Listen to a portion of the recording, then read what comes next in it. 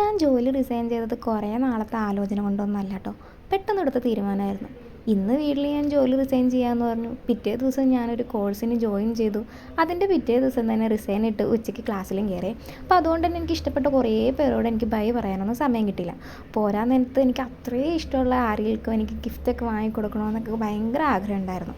അപ്പോൾ ഇങ്ങനെ ഇരിക്കുന്ന സമയത്ത് ഇന്നാണെങ്കിൽ ക്ലാസ്സും ഇല്ല. എന്നാൽ അവിടെ വരെ പോയാലോ, അവരെയൊക്കെ കണ്ടാലോ എന്ന് വിചാരിച്ചു. വേഗം തന്നെ റെഡിയായി ഡ്രസ്സൊക്കെ മാറി ഞാൻ തൃപ്പൂണിത്തുറക്ക് പോകണേ.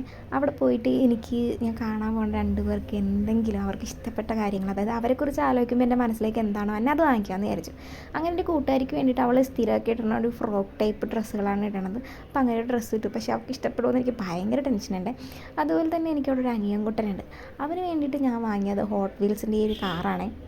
അവനെപ്പോഴും ഞാൻ എൻ്റെ ബോയ് ഫ്രണ്ടിന് വേണ്ടിയിട്ട് കാർ വാങ്ങിക്കുമ്പോൾ കാറിന് വേണ്ടി കൊതുകുത്താറുണ്ട്. അപ്പോൾ അവൻ്റെ ബർത്ത്ഡേക്ക് വാങ്ങിക്കൊടുക്കണമെന്ന് ഞാൻ വിചാരിച്ചത്. പക്ഷേ ഇന്നാണ് അറിഞ്ഞത് 12-ാം തീയതി അവൻ്റെ ബർത്ത്ഡേ കഴിഞ്ഞു എന്ന്. അങ്ങനെ വീട്ടിലൊക്കെ വന്നപ്പോഴേക്കും ഞാൻ ഭയങ്കര ടയേർഡാട്ടോ, വെയിലൊക്കെ കൊണ്ട്. അപ്പോൾ ഞാൻ വെച്ച് കുറച്ച് നേരം കിടക്കുക എന്നിട്ട് പോകാമെന്ന്. പക്ഷേ എന്താ പോയെന്ന് വെച്ചാൽ ഞാൻ പിന്നെ റെഡിയായി പോയപ്പോഴേക്കും ഞാൻ ഉദ്ദേശിച്ച സമയത്ത് ബസ് എനിക്ക് കിട്ടിയില്ല. ഞാൻ നല്ലോണം വൈകി 3 മിനിറ്റിനുള്ളിൽ എനിക്ക് അവിടെ എത്തണം. കാരണം അവരോട് ആരോടും പറയാതെ സർപ്രൈസായിട്ടാണ് ഞാൻ പോണേ. വേഗം തന്നെ ഓട്ടോ പിടിച്ചെങ്കിലും നല്ലോണം ലേറ്റായി. നല്ലോണം വിശപ്പുണ്ടായിരുന്നു കേട്ടോ.